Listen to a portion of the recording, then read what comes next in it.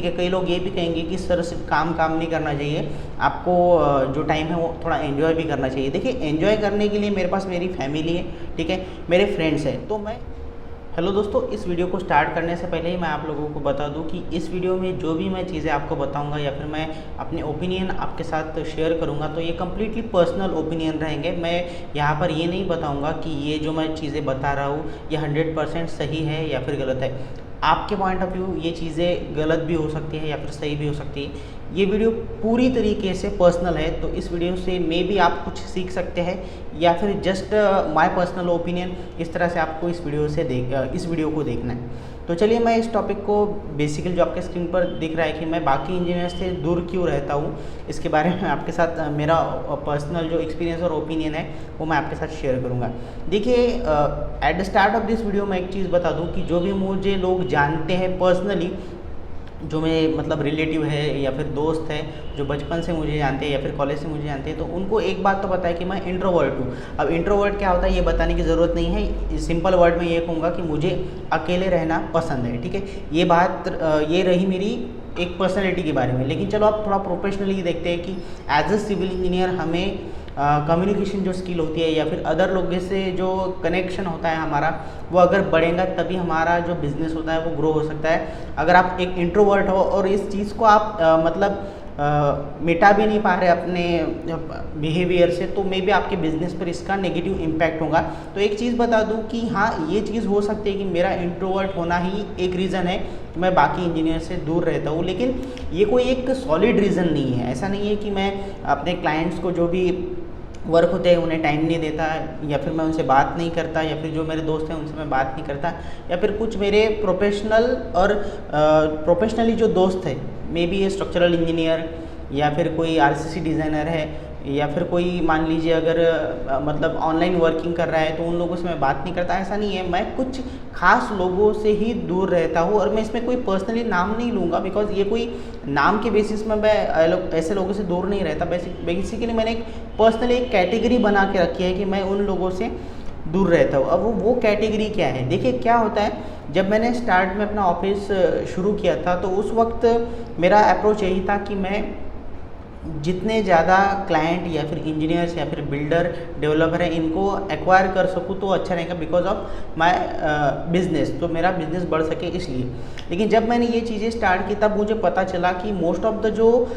Owner होते हैं या फिर क्लाइंट होते हैं जिनका सिविल इंजीनियरिंग से कोई कनेक्शन नहीं है, डायरेक्टली उनका काम है, मान लीजिए घर का उनके कंस्ट्रक्शन है या फिर कोई बिल्डिंग प्लानिंग है या फिर बिल्डिंग परमिशन है, तो उस केसेस में मैं उनसे फ्रैंकली बात कर सकता हूँ कि सर इतना इतना यहाँ पर हमें काम करना है, साथ ही साथ इस चीज़ का इतना पेमेंट होगा, मे बी निगोशिएशन होगा, लेकिन उसके बाद वॉट एवर द पेमेंट की जो भी चीज़ें होंगी या फिर जो मेरी प्रोफेशनल जो इम्प्लीमेंटेशन है उस काम में वो मैं कर सकता हूँ और पेमेंट भी मुझे उस हिसाब से, मतलब एक एग्जांपल दे रहा हूँ, मान लीजिए अगर कोई काम अगर 10,000 में फिक्स हो गया तो हो सकता है कि वो चीज़ 8,000 में फाइनली फिक्स हो जाएंगी, यानी 2,000 का एक निगोशिएबल अमाउंट रहेंगी। तो ये काम अगर आप किसी क्लाइंट के साथ या फिर ओनर के साथ करते हैं तो ये चीज़ आराम से हो सकती है बिकॉज यहाँ पर कोई प्रोफेशनल बैरियर नहीं आता और आपको पता होता है कि ये जो ओनर है इनका ये काम होने के बाद मे बी बहुत कम चांसेस है कि वही ओनर रिपीट आपको काम देंगे।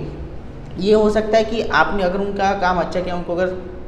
सर्विस अच्छी दी, तो उसके बाद उनकी तरफ से रेफरेंस आएंगे कि रेफरल पर आपको काम मिल सकता है कि मेरा भी काम किया था तो ये हमारे पड़ोसी हैं, इनका भी काम करके दीजिए। तो हर एक क्लाइंट जो होता है जो सिविल इंजीनियरिंग बैकग्राउंड से नहीं आता उसमें भी पोटेंशियल होता है कि वो आपको काम दे। तो इस हिसाब से मेरा जो बिहेवियर है अपने ओनर्स और क्लाइंट के साथ वो पॉजिटिव है। लेकिन जब बात आती है completely professional, same professional way में अगर हम बात करते हैं, मान लीजिए अगर मेरा जो बिज़नेस है कंसल्टेंसी रिलेटेड, कोई अदर भी वही बिज़नेस कर रहा है और वो मेरे जान पहचान वाले हैं और कभी मान लीजिए अगर मैं उनको कोई सर्विस देता हूँ तो यहाँ पर मुझे पर्सनली कुछ ऐसी दिक्कतों का मतलब सामना करना पड़ा। उसमें सबसे पहली बात ये थी कि मैं कभी भी अगर यहाँ पर अगर पेमेंट की बात करूँ तो जो सामने वाली पार्टी है वो कभी भी उस चीज़ को रिस्पॉन्स नहीं देती थी, ठीक है, ये एक चीज़ रही। दूसरी बात, जो मेरा ओपिनियन होता है, मान लीजिए कि अगर मुझसे अगर एज में बड़े हैं तो वहाँ पर वही बात आ जाती है कि फिर आपका प्रोफेशनली जो भी व्यू हो वो मैटर नहीं करता, फिर चाहे वो कितना भी सही हो। तो उसमें मैं कहूँगा कि एक काइंड ऑफ आप सप्रेस हो जाते हो या फिर आपको उसमें दबाया जाता है, may be professional point of view, ठीक है, जो कि मुझे पर्सनली वो चीज़ पसंद नहीं है। अगर मैं कोई काम कर रहा हूँ और अगर मेरा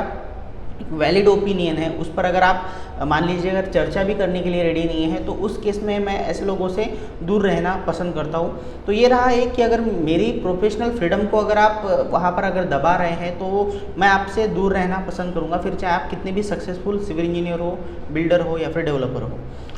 दूसरी बात यह आती है कि मान लीजिए कि जब भी ये कोई काम ख़त्म होता है तो स्टार्ट में कुछ चीज़ें तय होती है कि इतना इतना पेमेंट होगा, इस मेथड में होगा, इस स्टेजेस में होगा। तो क्या होता है, अगर आप किसी सीनियर के साथ, इवन जूनियर के साथ भी, अगर सेम एज की भी है या फिर जूनियर भी है आपके, और अगर वो सिविल इंजीनियरिंग फील्ड से ही बिलोंग करते हैं, तो मुझे एक ऐसा एक्सपीरियंस मिला कि उस चीज़ में अगर आप आपके ही काम ख़त्म होने के बाद अगर उनसे अगर पेमेंट की डिमांड करोगे, तो आपको मे बी नेगेटिव रिस्पॉन्स आएगा, या फिर मोस्ट ऑफ द केसेस में तो कोई रिस्पॉन्स ही नहीं आता। तो क्या होता है, कुछ ऐसा लगता है कि इन लोगों ने सिर्फ हमसे काम करवा लिया और जब काम ख़त्म हो गया तब ये लोग रिस्पॉन्स जो है वो नहीं दे रहे। अब देखिए क्या हुआ, मैं इस चीज़ को ये नहीं कहूँगा कि हर एक सिविल इंजीनियर का बिहेवियर अदर सिविल इंजीनियर के साथ सेम होता है, बिल्कुल नहीं। एक्चुअली मैं भी कई सर्विसेज अपने, जो मेरे क्लासमेट है, कोई आरसीसी कर रहा है, कोई 3D वर्क कर रहा है, कोई प्लानिंग कर रहा है, कोई परमिशन का काम कर रहा है, तो हम एक दूसरे को जो है हमारे काम ट्रांसफ़र करते हैं। तो ये चीज़ नहीं है कि मैं किसी के साथ भी यहाँ पर कनेक्टेड नहीं हूँ, वहाँ पर हमारा पेमेंट भी क्लियर है। इवन हम जो नेगोशिएट करते हैं तो वो फाइनली अगर कोई अमाउंट हो जाती है तो उसके बाद हम कम नहीं करेंगे, उतने में ही हम एक दूसरे को जो पेमेंट होते हैं वो टाइम पर करते हैं। लेकिन ये चीज़ तब मुझे खटकती है कि जब कोई आपका काम होने के बाद पेमेंट नहीं करता। बिकॉज देखिए क्या होता है, अगर कोई ओनर है, क्लाइंट है जो कि सिविल इंजीनियरिंग से नहीं है, तो हम क्या करते हैं normally as a civil engineer, उन्हें अपने काम के लिए एडवांस पेमेंट डिमांड करते हैं, ठीक है। ये चीज़ अगर आप आपके जो कोई पहचान वाले हैं, सीनियर है या फिर जूनियर भी है, सेम फील्ड से इंजीनियर है, तो उस केस में अगर आप उन्हें एडवांस की अगर डिमांड करते हो, तो उस केस में ये आंसर आता है कि पैसा कहाँ जाने वाला है, मैं भी इसी फील्ड में हूँ, मैं भी काम करता हूँ, तो आपको पैसे दे ही दूंगा। तो इस बेसिस पर हम भरोसा भी करते हैं और काम भी उनका करवा देते हैं। लेकिन बाद में अगर वो पेमेंट नहीं मिलता तो थोड़ा बुरा लगता है उस चीज़ का। तो इसका मैंने सिंपल सोल्यूशन यही निकाला है कि अगर मैं काम करूँगा किसी भी इंजीनियर का, तो एडवांस पेमेंट होगा। अगर कोई इंजीनियर मान लीजिए अगर एडवांस पेमेंट नहीं कर पाता, तो मैं वो काम नहीं करूँगा। बिकॉज उसका रीज़न ये है कि विथ माय एक्सपीरियंस मैं ये कहूँगा कि मुझे तो सिर्फ नेगेटिव ही एक्सपीरियंस मिला है कि अगर मैं किसी सिविल इंजीनियर का काम कंप्लीट कर देता हूँ, डेवलपर का काम कंप्लीट कर देता हूँ, तो बाद में वो पेमेंट नहीं देते। तो जो भी लोग मुझे देख रहे हैं उनसे मैं यही रिक्वेस्ट रहेंगी कि अगर देखिए, ज़रूरी नहीं है कि आप हमेशा मुझे ही काम दें, लेकिन अगर आपको लगता है कि आपको मेरे साथ काम करना चाहिए या फिर मैं आपका काम अच्छे से कर सकता हूँ, तो मेरी डिमांड आपके केस में यही रहेंगी कि आपको एडवांस पेमेंट करना होगा, एटलीस्ट एश्योरेंस देना होगा कि मेरा पेमेंट कहीं पर नहीं जाएगा, जो कि विथ माय एक्सपीरियंस अब मुझे कोई उम्मीद नहीं रही है अदर सिविल इंजीनियर से। ये एक बात रही। अब चलिए, अब दूसरी कुछ चीज़ें हैं जिन वजह से मैं इंजीनियर से दूर रहता हूँ। देखिए क्या होता है, मुझे कई बार इस तरह से भी इनविटेशन आए कि आप इस मीटिंग को अटेंड कीजिए, देन यहाँ पर हमने पार्टी ऑर्गेनाइज़ की है तो आप यहाँ पर आइए। देखिए मैं सिंपल एक चीज़ बता दूँ कि एज ए सिविल इंजीनियर मैं पहली बात, मैं सिर्फ अर्निंग के लिए या फिर जो मैंने पढ़ाई की है उस बेसिस पर मैं सिर्फ अपने घर को चलाने के लिए सिविल इंजीनियर बना हूँ, ठीक है। या फिर मैं कहूँगा कि मैं सोशली अपना जो योगदान है वो देना चाहता हूँ, ठीक है। बिकॉज अगर मैं मतलब इसमें कहूँगा कि अगर मैं यहाँ पर इंडिपेंडेंट बन जाता हूँ, मतलब अगर आत्मनिर्भर बन जाऊँगा, तो उस केस में सोसाइटी को काइंड ऑफ हेल्प ही होंगी, बिकॉज मैं किसी पर बोझ नहीं बनूंगा, ठीक है। तो इस कंसेप्ट से मैंने सिविल इंजीनियरिंग में अपना बिजनेस शुरू किया है, ठीक है। अब इस वजह से मैं नहीं चाहता कि मैं अपना टाइम किसी भी पार्टी में वेस्ट करूं, बिकॉज अगर मुझे एंजॉय करना ही है, ठीक है। कई लोग ये भी कहेंगे कि सर सिर्फ काम नहीं करना चाहिए, आपको जो टाइम है वो थोड़ा एंजॉय भी करना चाहिए। देखिए एंजॉय करने के लिए मेरे पास मेरी फैमिली है, ठीक है, मेरे फ्रेंड्स हैं, तो मैं इस चीज़ को प्रोफेशनली किसी के साथ भी एंजॉय नहीं करना चाहता। बिकॉज पहले तो हमारे काम में टाइम नहीं मिलता, अगर टाइम मिला है तो मैं चाहता हूँ कि मैं मेरे दोस्तों को और मेरे फैमिली को दूँ। तो ये भी एक वजह है कि मैं किसी भी सिविल इंजीनियरिंग की ऑर्गेनाइज पार्टीज़ में एंजॉय नहीं करना चाहता, या फिर जो पार्टीज़ डायरेक्टली किसी भी तरह एक सिविल इंजीनियरिंग एंगल को टच नहीं करती। बिकॉज देखिए कुछ पार्टी ऐसी भी रहती है कि जहाँ पर सिविल इंजीनियरिंग के रिलेटेड मीटिंग होती है, तो उसके बाद वहाँ पर कुछ सेमिनार होंगे, तो आपको कुछ उससे सीखने को मिलता है। तो कुछ इस तरह से अगर पॉइंट रहे तो ठीक है, मैं वहाँ पर समय दे सकता हूँ, लेकिन अगर सिर्फ प्योरली पार्टीज़ हैं तो मैं उस चीज़ों को अवॉइड करता हूँ। अब दूसरी बात ये कि कुछ लोग इस तरह से भी ऑर्गेनाइज कर रहे हैं कि सीनियर है, जूनियर है, व्हाटएवर जो भी उनका जो स्टेटस है, तो उस हिसाब से वो चाहते हैं कि हमें मिलना चाहिए, ऑर्गेनाइज होना चाहिए, एक एसोसिएशन बनानी चाहिए, और जो भी है कोई समस्या अगर है तो उसे फेस करना चाहिए, या फिर मतलब समस्या इन द सेंस कि अगर कोई गवर्नमेंट की इशू है